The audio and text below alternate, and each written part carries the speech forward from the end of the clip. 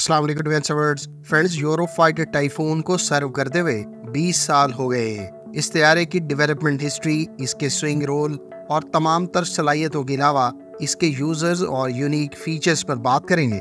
So let's start.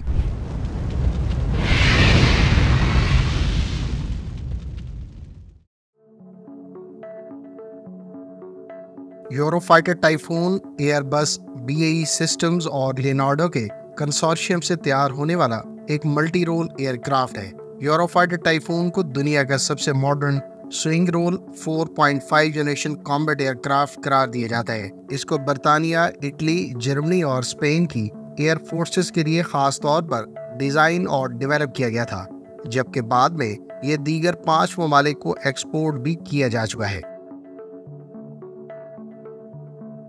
Eurofighter typhoon का wing span 10.95 metre है और लंबाई 15.96 मीटर है। ये एयरक्राफ्ट मार्क 2 की स्पीड और 55,000 फीट की बुलंदी पर परवाज कर सकता है। इस तैयारे की कंस्ट्रक्शन में strong light weight composite material का इस्तेमाल किया गया है, जिससे एयरक्राफ्ट का वजन रिवायती मटेरियल से 30% कम है। इसकी कंस्ट्रक्शन में 70% कार्बन फाइबर कंपोजिट, 15% मेटल और 12% GRP यानी ग्लास रीइंफोर्स्ड प्लास्टिक, जबकि 3% दीगर मटेरियल को इस्तेमाल किया गया है। ट्विन इंजन इस एयरक्राफ्ट पर टोटल 13 हार्ड पॉइंट्स ऑफर किए जा रहे हैं। यही वजह है कि एक ही मिशन में ये aircraft air to air to ground role के लिए कॉन्फ़िगरेशन के साथ स्विंग रोल फाइटर जेट करार दिया जाता है। सबसे पहले पायरेट यानी passive infrared airborne track equipment की बात करें तो इस IRST को बुनियादी तौर पर airborne and space system division के कंसोर्शियम यूरो फर्स्ट ने तैयार किया है। इस सिस्टम को एरियल थ्रेट्स को पैसिवली ट्रैक करने यानी रडार के मुतबादिल के तौर पर क्लोज रेंज में मल्टीपल मनूवरिंग टारगेट्स को डिटेक्ट और ट्रैक करने के लिए इस्तेमाल किया जाता है। गो के ऑफिशियली इसकी रेंज डिस्क्लोज नहीं की गई, ताहम मुख्तलिफ सोर्सेज का दावा है कि इसकी रेंज 70 किलोमीटर से 93 किलोमीटर के दरमियान हो सकती है। यूरोफाइटर टाइफून के लिए तैयार किया जाने वाला कैप्टर रडार अपनी क्लास का सेकंड बेस्ट रडार करार दिया जाता है। इस रडार के बारे में दावा किया गया है कि ये F-22 रैप्टर के APG-77 रडार के बाद सबसे बेस्ट AESA रडार है। ये मल्टी मोड रडार पहला नेटो रडार था जो 2 की बजाय 3 चैनल्स इस्तेमाल करता है।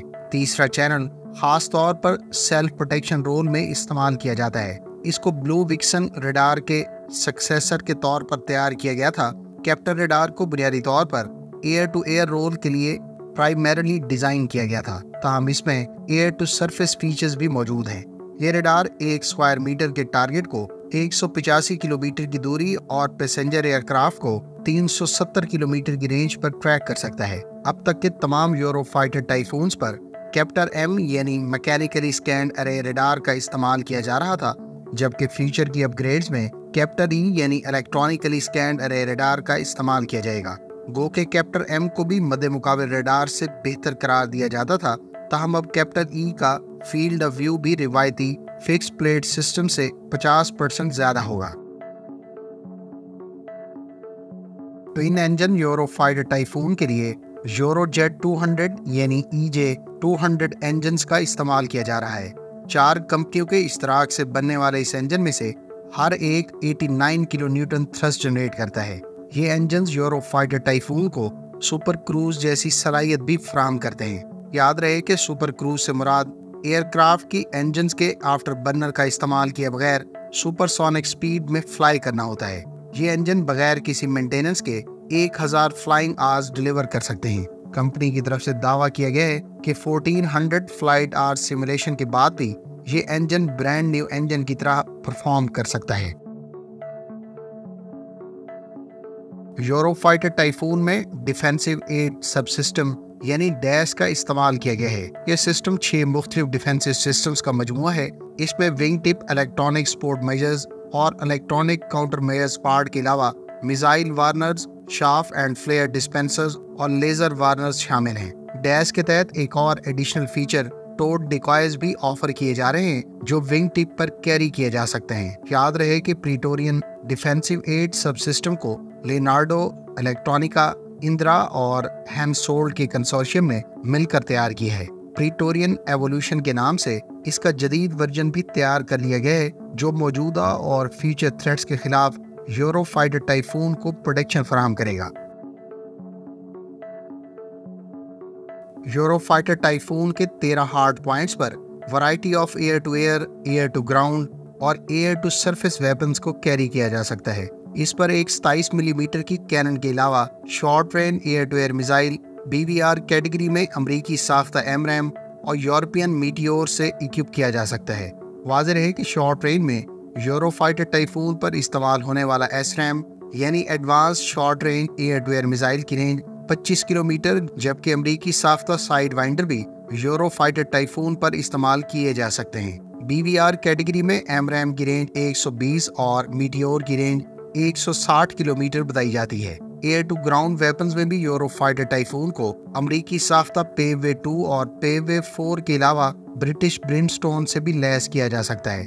दीगर स्मार्ट बॉम्ब्स के अलावा typhoon variety of stand of missiles carry कर सकता है, जिसमें ब्रिटिश साख्ता स्टॉर्म शैडो या फिर जर्मन साख्ता टॉरस के अलावा बोइंग के तैयार करदा स्मॉल डायमीटर बॉम्ब्स और एंटी शिप क्रूज मिसाइल्स काबिल जिक्र हैं।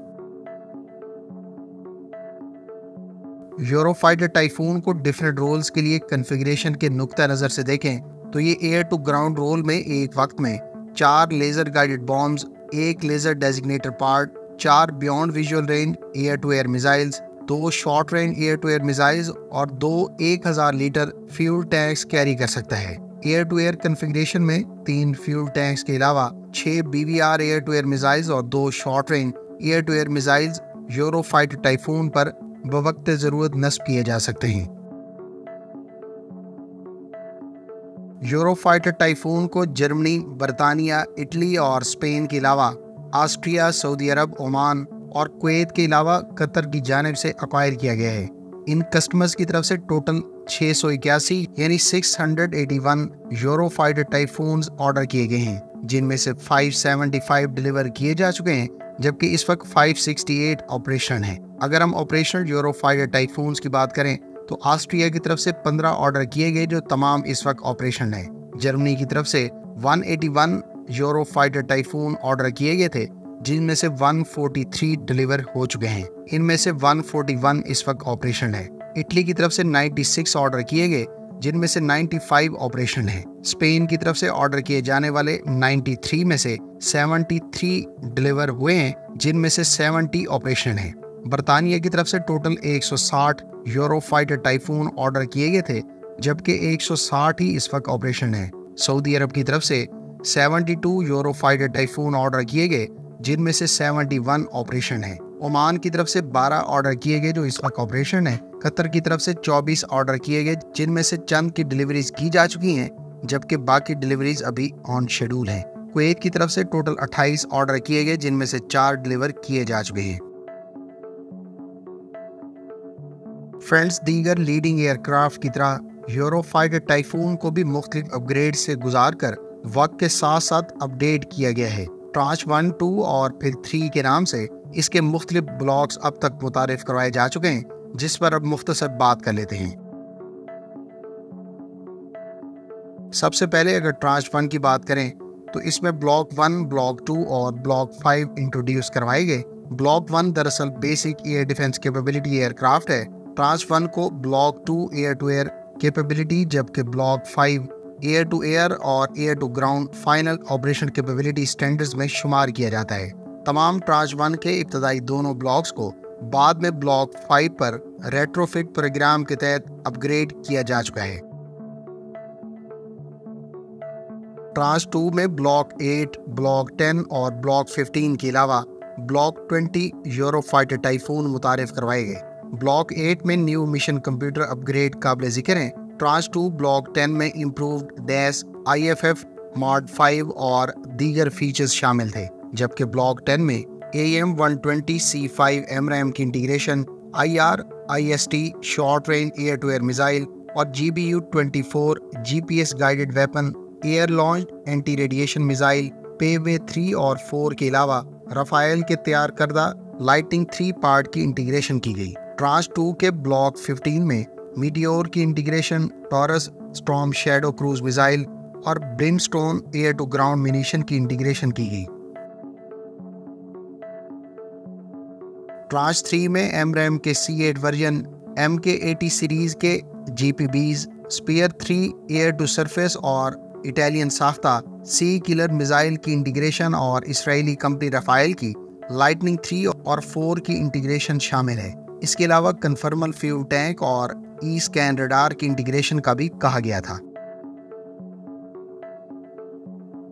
ट्रांच 4 के तहत जर्मनी के यूरोफाइटर टाइफून के लिए हैंसोल्ड का AESA रडार इंटीग्रेट किया जाएगा, जबकि स्पेन की तरफ से ऑर्डर किए जाने वाले 20 यूरोफाइटर टाइफून भी ट्रांच 4 स्टैंडर्ड के होंगे और इससे पहले के ट्रांच 3 एयरक्राफ्ट को 4 स्टैंडर्ड पर अपग्रेड किया जाएगा। यूरोफाइटर टाइफून के दीगर अहम फीचर्स में पायलट के लिए helmet mounted display system, navigation sensors, quad reflex, digital flight control system, multi functional information distribution system काबिल जिक्र है। Friends, Eurofighter Typhoon no doubt एक heavy weight twin engine 4.5 generation fighter aircraft है, जिसको कई तरह के रोल्स में बवक्त ज़रूरत इस्तेमाल में लाया जा सकता है। उम्मीद है इस वीडियो से आपको यूरोफाइटर टाइफून प्रोग्राम, इस फाइटर जेट की तमाम तर सलाहियतों और वेपन से मुतालिक बहुत कुछ जानने का मौका मिला होगा। कमेंट बॉक्स में अपनी राय का इजहार ज़रूर करें। मिलते हैं नेक्स्ट वीडियो के साथ। अपनी दुआ में याद रखिएगा। अल्लाह हाफिज़। पाकिस्तान जिंदाबाद।